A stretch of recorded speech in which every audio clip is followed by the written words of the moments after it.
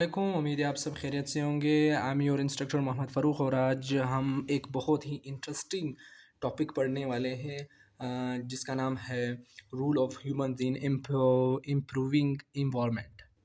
जिसे कि आपको जो है वो पढ़ के ही समझ आया और ये एक मतलब कि नसीहत है हमारे ह्यूमंस के लिए, हम इंसानों के लिए।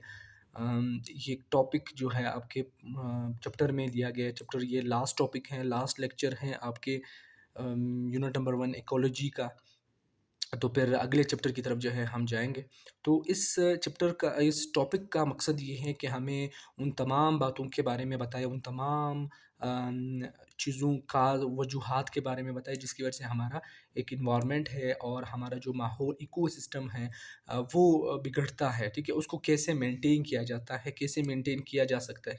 हम ही उनके ये तमाम चीज़ों के, ये तमाम एनवायरनमेंट के जो जितने भी इन तमाम वजूहात के वजह है, तो हम ही उनको जो है वो बराबर कर सकते हैं, सही है? जैसे कि मैंने लिखा हुआ है कि the daily environmental problems reasons are and the mostly of the environmental problem is caused by human activities.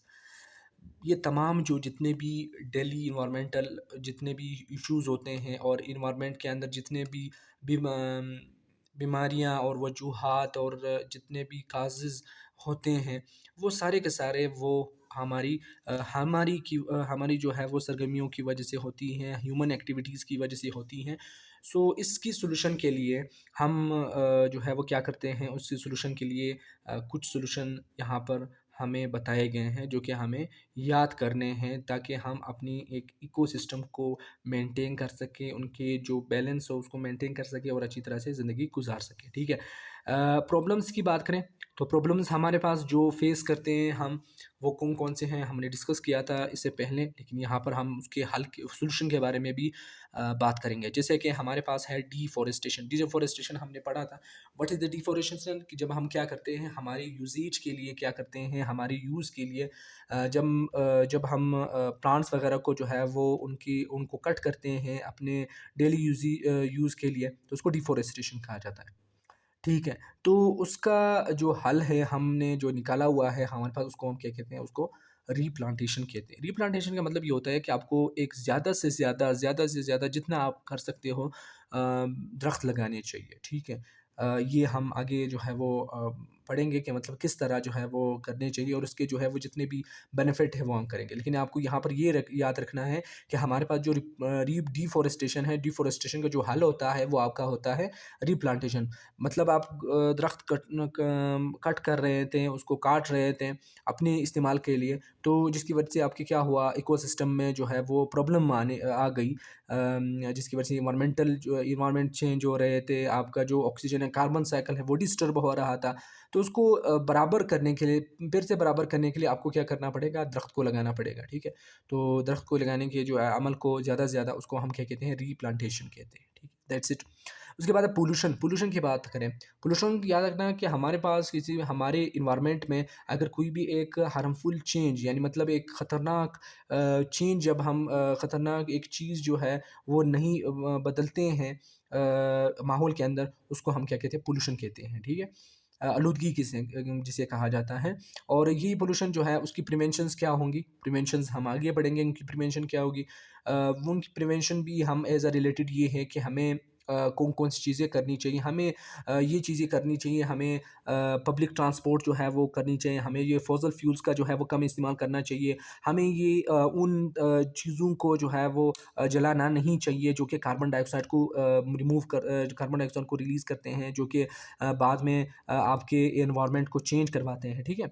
तो उसके बाद हम बात करते हैं क्लाइमेट चेंजेस। क्लाइमेट चेंजेस आपके जो है वो इसी पैटर्न की वजह से होती हैं, इनकी पॉल्यूशन की वजह से आपके पास होती हैं। इंस्ट्रक्शंस, उसके बाद जो है वो आपके पास आती है इंस्ट्रक्शन ऑफ द स्पीशीज़। आपके पास जानदार, ऐसे जानदार जो कि बहुत ही करीब जो कि ख़त्म हो जाते हैं, जो कि हम ये कह सकते हैं, इंस्ट्रक्शन ऑफ स्पीशीज़ का मतलब होता है किसी भी एक जानदार का ख़त्म होना इस दुनिया से, तो उसको हम क्या कहते हैं, इंस्ट्रक्शन ऑफ द स्पीशीज़, ठीक है? तो ये भी बहुत एक प्रॉब्लम्स है जिसे हम फेस करते हैं, उसको जो है आसान बनाने के लिए, एक्सटिंक्शन ऑफ स्पीशीज़ के लिए हमारे पास ये दिया गया है कि ये कुछ हद तक एक्सटिंक्शन ऑफ स्पीशीज़ से कुछ ही पहले हमारे पास एक कंडीशन होती है उस स्पीशीज़ का, जिसे हम एक नाम देते हैं, जिसे हम क्या कहते हैं, इंडेंजर्ड स्पीशीज़। इंडेंजर्ड स्पीशीज़ हमारे पास उस स्पीशीज़ को कहा जाता है जो कि ख़त्म होने के बहुत ही करीब हो, ठीक है? तो उसको जो है वो बचाने जैसे कि हमारे पास हमारे दुनिया हमारे जो है वो पाकिस्तान में इनकी वो इकोसिस्टम में कौन-कौन से हैं आपके, जो स्नो लेपर्ड है, मारखोर है, चकोर है, फ्लाइंग स्क्विरल है, और इसी तरह आपके पास जो है वो टाइलर है और ब्लैक बेयर है। ये तमाम ये ऐसे जो जानदार हैं जो कि ख़त्म होने के बहुत ही करीब हैं। सही है, तो उसको जो है वो हमें बचाना होगा, ठीक है? ख़त्म होने से बचाना होगा, क्योंकि ये हमारे ऑर्गेनिज़्म के लिए, हमारे माहौल के लिए, हमारे इकोसिस्टम के लिए बहुत इम्पोर्टेंट है। उसको इसके तमाम साइकिल को जो है वो चलाने के लिए बहुत इम्पोर्टेंट है, ठीक है? तो उसका जो सॉल्यूशन है वो हमारे पास हमारे बुक में 2 सॉल्यूशन बताए गए हैं, ठीक है? जो आपको ज़हन में रखने हैं, कौन-सा सॉल्यूशन करना है, तो वो कौन-सा सॉल्यूशन है, to give them a proper environment. हमें सबसे पहले क्या करना है, फॉर एग्ज़ाम्पल हम मारखोर का एग्ज़ाम्पल ले लेते हैं। मारखोर की जो तादाद है वो बहुत ही उनके जो तादाद है वो ख़त्म होने के बहुत ही करीब है। मारखोर आपके पाकिस्तान का कौमी, मतलब आपके नेशनल जो एनिमल होता है वो होता है मारखोर, ये आपको याद रखना है। और दूसरी चीज़ आपको ये याद रखनी है कि उनका सॉल्यूशन ये है कि उनको हम एक प्रॉपर एनवायरनमेंट दे के हम उनकी जान बचा सकते हैं, ठीक है? जहाँ पर वो रहते हैं, ठीक है? और हमें उनको जो है वो क्या करना चाहिए, प्रिवेंट फ्रॉम हंटिंग, उसको शिकार होने से जो है वो हमें बचाना है, ताकि वो उनकी जो तादाद है वो कम हो सके, और हमें जो हंटिंग है उनको जो है वो क्या करें, उस पर पाबंदी आयद करनी चाहिए गवर्नमेंट की तरफ से। तो ये इन चीज़ों की वजह से हमारे पास जो जितने भी जानदार है वो जो कि बहुत ही कम रह चुके हैं, आपके जो कम बच चुके हैं आपकी इन्वायरमेंट में, तो उसको बचाने का जो एक सॉल्यूशन होता है वही सॉल्यूशन हमने डिफ़ाइन कर लिया, ठीक है? तो डिफ़ॉरेस्टेशन में अक्सर कार हम क्या करते हैं, डिफ़ॉरेस्टेशन में अक्सर कार हम क्या करते हैं कि हम काट लेते हैं फ़ॉरेस्ट को अपने डिफरेंट पर्पसेस के लिए, पेपर बनाने के लिए, हमारे पास फर्नीचर बनाने के लिए, अपने उसको जलाने के लिए। तो उसका जो हल होता है, जो डिफ़ॉरेस्टेशन का जो हल आता है वो रिप्लांटेशन है, ठीक है? रिप्लांटेशन मैंने बताया, to plant more and more trees, ज़्यादा से ज़्यादा जो है वो ट्रीज़ को लाना, रिप्लांटेशन है।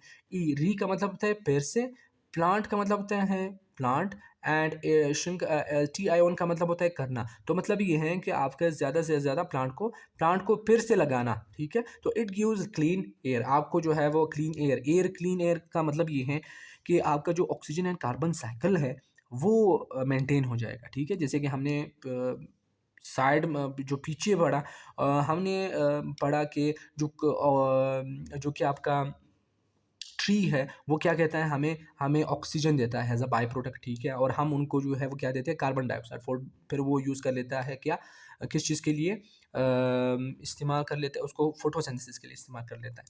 तो जो ऑक्सीजन है वो क्या होगा, ज़्यादा से ज़्यादा तादाद में हमारे इन्वायरमेंट में जाएगा, और हमें एक एक खालिस ऑक्सीजन मिलेगा, ज़्यादा से ज़्यादा ऑक्सीजन मिलेगी, जिसकी वजह से हमें हमारी सांस लेने में, हमें रिस्पायरेटरी सिस्टम जो है वो रिस्पायरेशन में बहुत ही एक आसान स्मूथली चलेगी, सही है? उसके बाद हमारे पास जो बिटर आपका जो है वो क्या होता है, बिटर इन्वायरमेंट होगा, बिटर इन्वायरमेंट बैलेंस, आपका जो माहौल होगा वो बहुत ही एक अच्छी तरह से जो है वो आपको महसूस होगा कि अच्छा इन्वायरमेंट जो है फ्लो इसी वजह करेगा, क्योंकि तमाम जो साइकिल होंगे, अगर एक हार्मफुल चेंज किसी भी एक माहौल के अंदर आ जाता है तो ये तमाम साइकिल जो कि कुदरती तौर पे चल रहे होते हैं उसको जो है वो क्या होता है, डिस्टर्ब कर देता है। अगर ये सही तरह से चलेंगे तो क्या होगा, आपको एक बेटर इन्वायरमेंट मिलेगी, सही।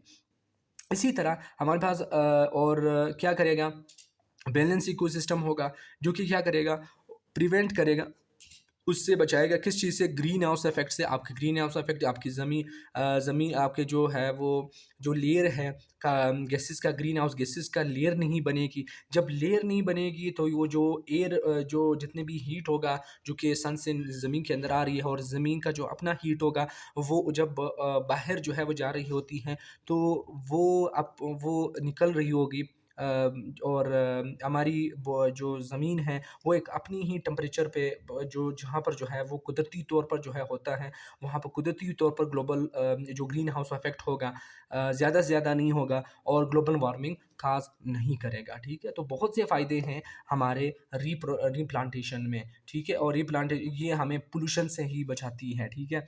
और पॉल्यूशन हमारे पास क्या है, उस पॉल्यूशन को कम करने के लिए हम पास जो है सबसे पहले हमें पॉल्यूशन को जो है वो याद रखना है, पॉल्यूशन है क्या? अगर आपसे पूछे कि पॉल्यूशन है क्या? तो pollution is the any unwanted harmful change in an environment is known as pollution. Pollution के अंदर पॉल्यूशन किसे कहते हैं कि किसी भी एक एनवायरनमेंट के अंदर, माहौल के अंदर अगर आप कोई भी एक नुकसानदाह जो नुकसानदाह हो, अगर वो तब्दीली आप उनके लाएँ, तो उसको हम क्या कहते हैं, उसको पॉल्यूशन कहते हैं, ठीक है? पॉल्यूशन आपकी बहुत किस्म की होती हैं, एयर पॉल्यूशन है, वाटर पॉल्यूशन है, सॉइल पॉल्यूशन है, बहुत ही ज़्यादा है, जो कि ये तमाम चीज़ों का जो है वो जो वजह है वो कौन है? वो आप हम ह्यूमन्स हैं। हम हमारी जो सरगर्मियाँ हैं, हमारे जो काम हैं, वो हम करते हैं, ठीक है? एयर पॉल्यूशन हम किस तरह काज़ करते हैं? एयर पॉल्यूशन हमारे जो जितने भी इंडस्ट्रीज़ होती हैं, कारखाने वगैरह होती हैं, उन कारखानों के अंदर जो है वो जितने भी चीज़ें बनती हैं और इससे जो है वो जितनी भी हार्मफुल चीज़ें जो है वो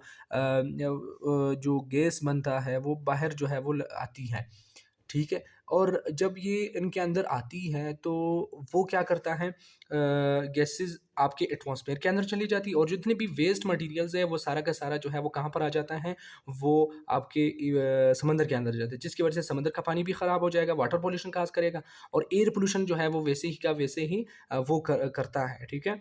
और इसी तरह आपके पास जो है वो सॉइल पॉल्यूशन भी करता है। सॉइल पॉल्यूशन में जिसमें सॉइल के अंदर जो है वो ख़राबी आ जाती है, जिसकी वजह से हमारे पास क्या होते हैं, उनके अंदर जो न्यूट्रिएंट्स हैं वो ख़राब हो जाते हैं। तो ये सारी की चीज़ें हैं, ठीक है? It's all related to pollution, ठीक है? उसको अलग टॉपिक में जो है वो हम फिर पढ़ेंगे। यहाँ तक जो है वो इतना ही जो है वो बस है। तो उम्मीद है आपको जो है वो ये चैप्टर सारा का चैप्टर हमारा जो है वो सारा का सारा जो है चैप्टर इकोलॉजी कंप्लीट हो गया। उम्मीद है आपको जो है वो बहुत ही अच्छी तरह से जो है वो समझ आ चुका होगा। अम, अगले चैप्टर को जो है फिर हम इसके बाद जो है वो स्टार्ट करेंगे यूनिट नंबर 2 को। उम्मीद है आपको जो है वो अच्छा लगा होगा लेक्चर। मिलते हैं अगले लेक्चर में। अगर आपको जो है वो लेक्चर अच्छा लगा हो तो आप उनको लाइक करें, सब्सक्राइब करें और शेयर करें अपने दोस्तों के साथ। मिलते हैं अगले वीडियो में।